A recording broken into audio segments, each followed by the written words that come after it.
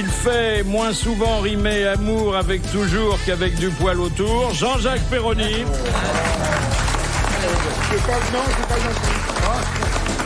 Le jour où les politiciens accéderont enfin à la vertu qu'ils nous promettent, il fermera sa petite boutique.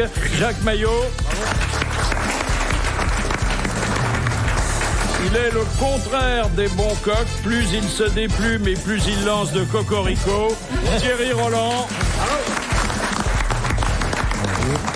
Il fait tout très bien, y compris les à peu près. Carlos. S'il avait fait carrière dans le cyclisme, il aurait adoré le Ventoux. Jean-Pierre Coff. Et notre invité d'honneur, docteur récemment, je ne dirais pas élu, mais accepté en Sorbonne, l'astrologue Elisabeth Tessier. Est-ce qu'on doit vous appeler docteur ? Ah ben pourquoi pas ? Oui. Hein ? Si vous êtes malade, oui. Oui, oui. Moi, quand attention, hein, dès que j'appelle quelqu'un docteur, je me déshabille. Hein. Est-ce que vous aviez prévu les difficultés que vous vaudrait votre passage à la Sorbonne ? Oui. C'est vrai ? Oui.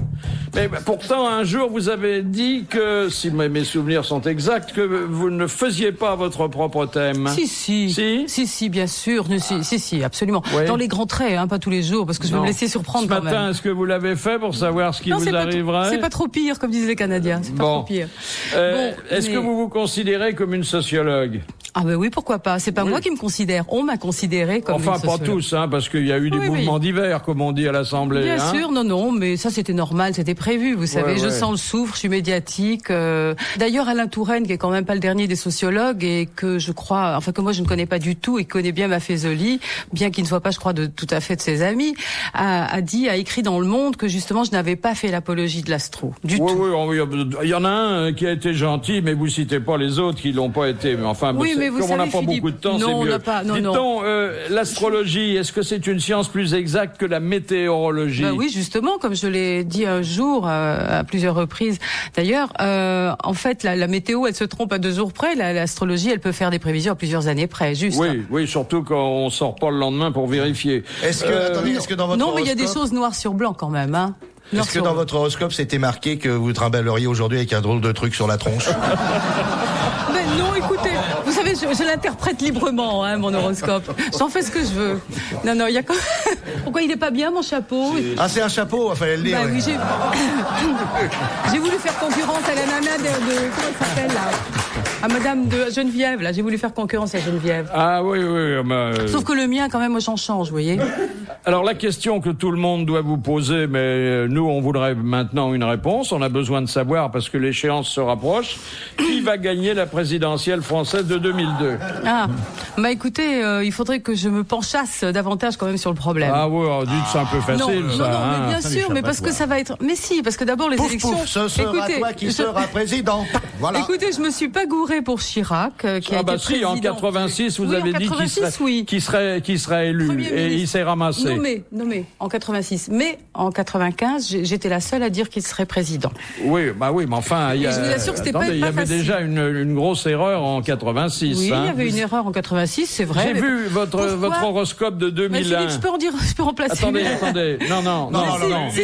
Laissez parler le patron, s'il vous plaît. Laissez parler le patron. On n'est pas à la Sorbonne ici, hein. C'est une exécution. Un peu de tenue dans le jeu de boules, s'il vous plaît. On va pas lâcher Chirac parce que vous en parlez dans l'horoscope de 2001. Ouais. Vous dites que il est sous une conjoncture d'Uranus. C'est pour ça qu'on l'a vu tout nu à Brégançon. Uranus. Non, c'est le grand changement, c'est les coups, c'est la foudre Uranus symboliquement. Hein. Alors il a reçu un coup de foudre. Oui. Non mais je suis docteur, mais je suis pas allé voir. Non. Oui, mais lui il est comme la lune, hein, Perroni. Alors vous savez. Mais dites-moi, l'année prochaine, il y a quand même en dehors de l'élection. C'est beaucoup mieux.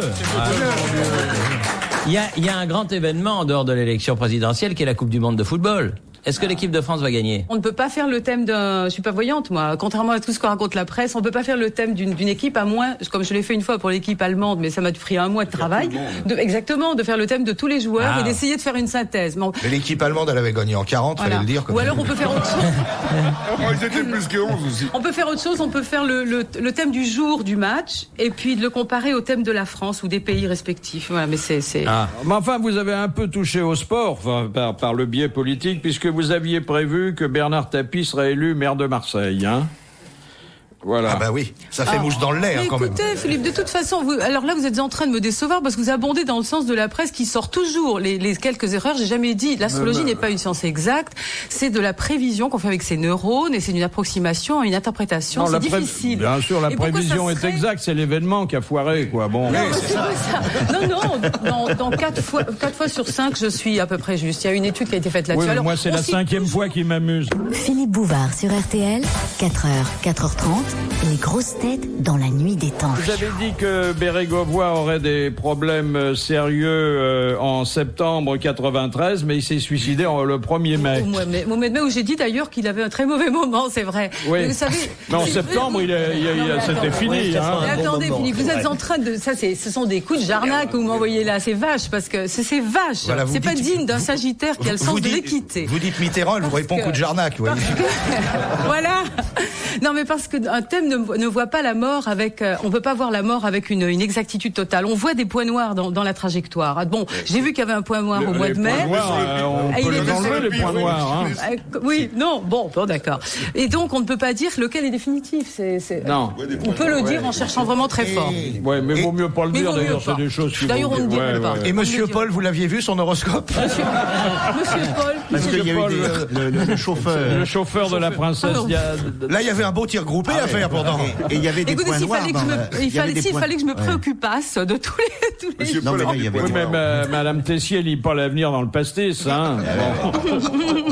Est-ce que vous croyez aux anges gardiens? Ah oui, complètement. Justement, vous savez que les blonds comme Péroni, les chauves, même les bruns, c'est vrai qu'il y a beaucoup de chauves, là. Et les roux, vous êtes rose, vous savez que les roux ont un ange gardien spécial. Ah oui? Ils l'ont appelé Oliver. Vous savez pourquoi? Non. Parce que l'ange Oliver protège les roux. Aïe, aïe, aïe. Ah ben voilà, à peu près, mais il est très réussi. Là, il fait fort, là. Là, il fait fort. J'ai entendu quand même, Philippe, quand vous avez parlé de moi très gentiment, et je voulais d'abord vous en remercier, parce que j'ai trouvé... C'était une erreur. Ah bon? Non, mais quand j'ai écouté, j'ai demandé la cassette à RTL. Tout est chez Strauss-Kahn, pour les cassettes. Vous dites quand même, vous étiez assez macho, vous avez été adorable en disant que des tas de choses gentilles sur mon apparence physique, mais là encore, de nouveau, vous êtes macho. Vous dites que, implicitement, qu'une femme qui a quelque chose dans le crâne n'a rien dans les jambes, et vice-versa. Ah oui, non, mais c'est vrai. Non, pour ça, si, non. On peut pas avoir la tête et les jambes. Si, parce que vous avez dit que j'étais pistonnée, ce qui est faux, parce que j'ai quand même, il y a eu un jury tout à fait, j'ai pas été pistonnée du tout. Non, bon, pas du tout, malheureusement, parce que si j'avais été pistonnée, il n'y aurait pas eu tout ce bordel, excusez-moi du terme, hein, bon, et qui est en fait une querelle. Ah, vous avez transformé la Sorbonne en bordel. Toute la suite, oui, c'est ça. Non, c'est un sacré. Hein.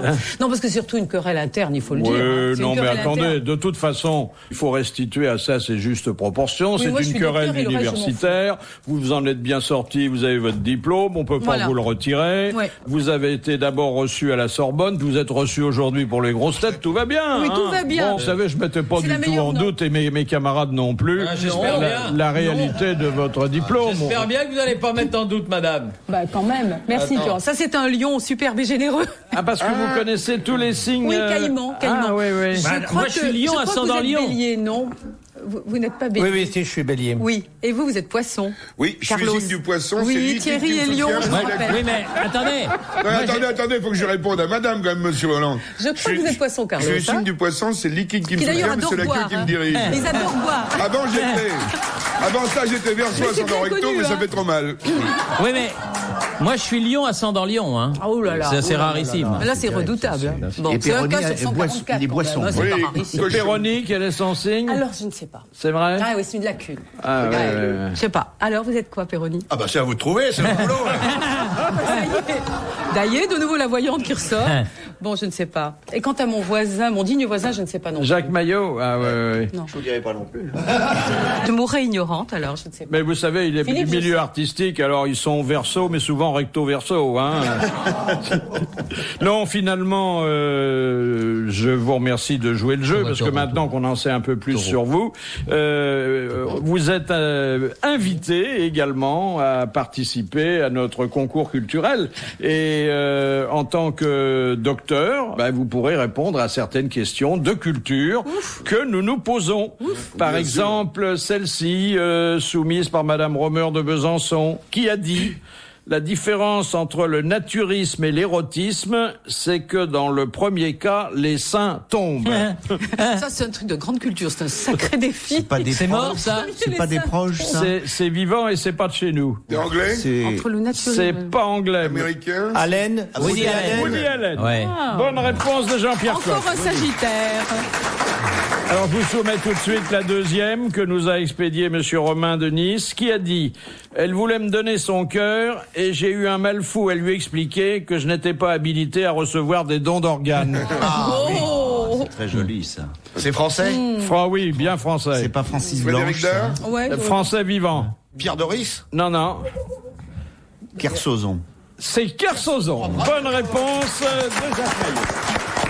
Dites donc, alors vous étiez, c'est dit dans votre biographie, vous étiez l'astrologue de François Mitterrand. Oui. Oui. Mais vous aviez un bureau à l'Élysée? Comment ça fonctionnait? Non, j'avais pas de bureau. Vous n'étiez pas dans l'organigramme de la présidence de la République. Je suis jamais allé voir, je sais. Parce que vous savez que depuis Colbert, il y a une loi qui interdit aux gens qui exercent votre belle profession d'avoir un poste officiel, hein?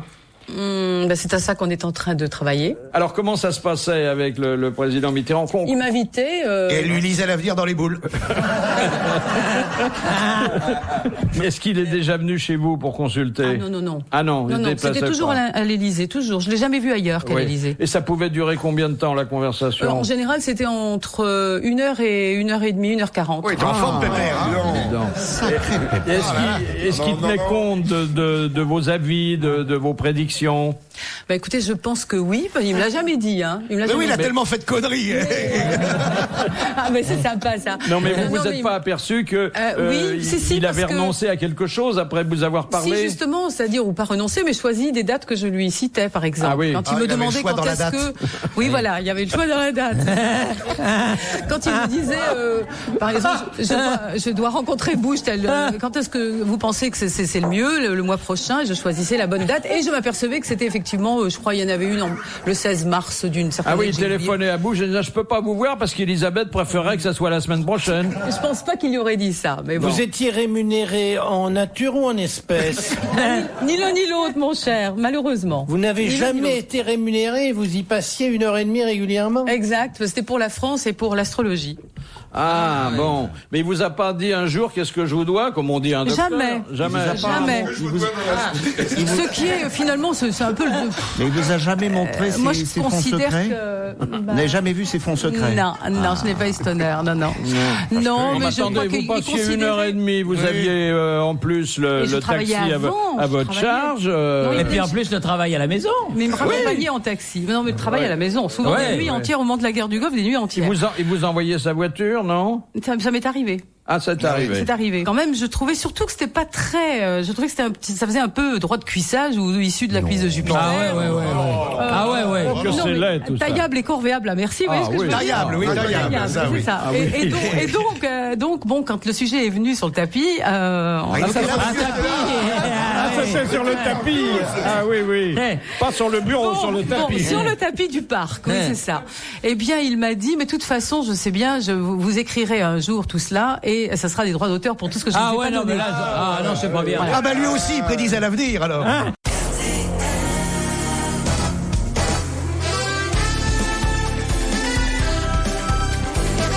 Elisabeth Tessier, invitée d'honneur des grosses têtes dans la nuit des temps du 7 septembre 2001, autour de Philippe Bouvard, Jean-Jacques Perroni, Jacques Maillot, Thierry Roland, Carlos et Jean-Pierre Coff.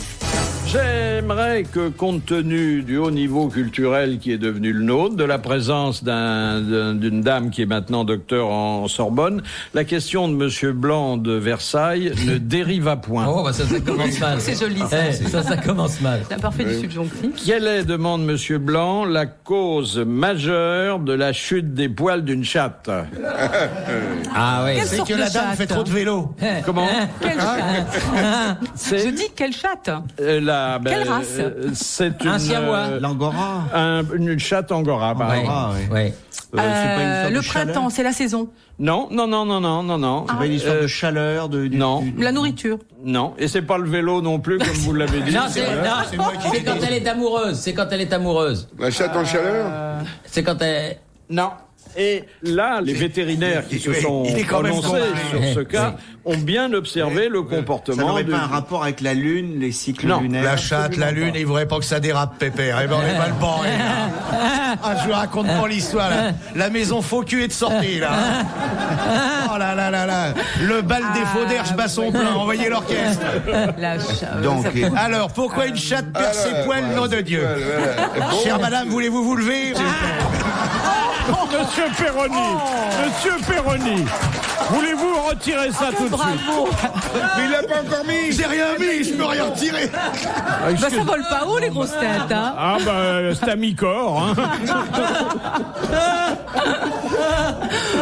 Il attendait que ça dérape, regardez-le. Oui, il est content. Vous savez, on avait bien bro- commencé. Est-ce que c'est quand c'est brossé? Ah, bah Non, voilà. mais on se rapproche un peu. Peigné? Non. Tressé? Non. Léché? Léché. Bah voilà. Ah oui, la salive de la chatte. Les poils de la chatte tombent quand on la La lance. salive acide de la chatte. Exactement, lorsque la chatte est stressée, notamment, et c'est pas seulement une préoccupation esthétique qui la guide, elle se lèche et à force de se lécher, les poils tombent. C'est une excellente réponse de Jean-Pierre. Mais j'ai dit quelque chose. On revient de loin, hein. J'ai dit quelque chose. J'ai parlé de la salive. J'ai dit quelque chose. Oui, c'est très bien. Et du docteur Elisabeth Tessier. Merci, Philippe. Mais Les salives vont en franchement, enfer. ça... Moi, je vous savais pas faux cul comme ça. Ça, franchement, c'est pas bon. Pourquoi? Qu'est-ce qu'il a dit? Oh, mais c'est un faux cul. Non, mais parce que tout est au deuxième degré. Tout. Non, pas du tout. non. Mais Comment? Non. on aime bien les femmes, mais on adore les animaux. Bon. Mais ça Alors pour viendrait une fois du- qu'une seule question pouvait concerner les deux espèces, bon, j'allais pas l'éliminer. Bien. C'est le stress, donc. Est-ce que vous vous intéressez à la mode, Elisabeth Tessier? Ah oui, beaucoup. J'étais chez Chanel quand même. Il y a des années. Dans une autre oui, vie c'est aussi. vrai, vous avez été mannequin. Mais c'est pour ça qu'on m'en veut, pour toutes sortes de choses. Il y a plein d'envieux là-dedans. Hein. Là, j'étais mannequin en Belgique, c'était le mannequin-pisme. Je vais pas dire une méchanceté, hein. Je vais pas dire mannequin chez Olida, mais bon. Ah non. Non. Je vais pas dire une méchanceté. Non, bah C'est non, moi, non, c'est non, moi. non, Je suis pas gentil. là, Non, c'est pas gentil. on a trop le compas dans l'œil pour vous dire ça. Non, non. Dites-moi, c'est le retour de la cuissarde. Ah, super. Ah, j'adore. Vous adorez, hein? Oui, j'adore la Ah, cuissarde. c'est formidable. Ça, Ah, j'adore. Or, il y a maintenant une dizaine d'années qu'il n'y avait plus que les égoutiers qui en portaient. C'était moins excitant. Et c'est beaucoup moins On y allait quand même, hein. Ah, super. Les Ça, goûts et c'est les couleurs. super, les cuissardes. Oui. La Mais bouche ça ne d'égout va qu'avec avec les des cuissards. mini-jupes, hein. Ça va pas avec autre chose. Sinon, c'est pas bon. Seulement une mini-jupe. Ah bah oui. Et à, Il faut et à voir condition l'espace. que la mini-jupe ait la taille d'un cache-nez. Ouais. Ouais. Enfin, De préférence. ou d'un Oui, serre-tête. Non, mais Ouais, c'est ouais. très beau. Mais vous portiez, vous, la mini-jupe et les Ah, cuissardes? bah, évidemment. Oh, Tout le monde. quel bonheur. Mais vous le savez bien. Pour aller à l'Élysée? Vous le savez bien, Philippe. D'ailleurs, il faudrait quand même que je dise quelque chose, Philippe. C'est que grâce à vous, finalement, j'ai réfléchi. Petite cause. Oh merde, ça s'arrose. Petite cause. En fait, je devrais vous donner 10% de tout ce que je gagne en tant qu'astrologue depuis 30 ans. Pourquoi? 25 ans. Ne nous vieillissons pas. Eh bien, Faites tout allusion à une émission simplement. de télévision? Oui, à l'huile sur le feu. Vous m'aviez invité à la suite d'une photo dans Paris Match, qui vous a un peu ému. Bon. Ah, plus Et, ému. et le lendemain de l'émission, Oui. Jean Divot, qui était le patron de Télé 7 jours, m'a engagé pour Télé 7 jours, le lendemain de l'émission que vous aviez supervisée. Il y a plus de 25 ans. Hein. Ah ben c'était en 78. Ah oui, dites donc. Ça fait quoi? Ah oui, non, ça fait février 23 78, ans. je me rappelle très bien. Oui. Ah oui. C'était l'huile sur le feu, c'est ça? Oui, c'est ça, exactement. J'étais face à Evry Schatzman, le président de l'Union rationaliste. Ah oui. Et le lendemain, Jean Divot m'a dit, vous êtes un tel debater, vous devriez faire de la politique. Mais donc en attendant, j'aimerais bien que vous écriviez. Donc c'est de votre faute, ce grand désastre. Et c'est de votre faute, Philippe. En fait, je vais vous dire, la fiche de président, c'est contre vous, s'en prendra à vous et pas à moi. Retrouvez les grosses têtes dans la nuit des temps sur RTL.fr.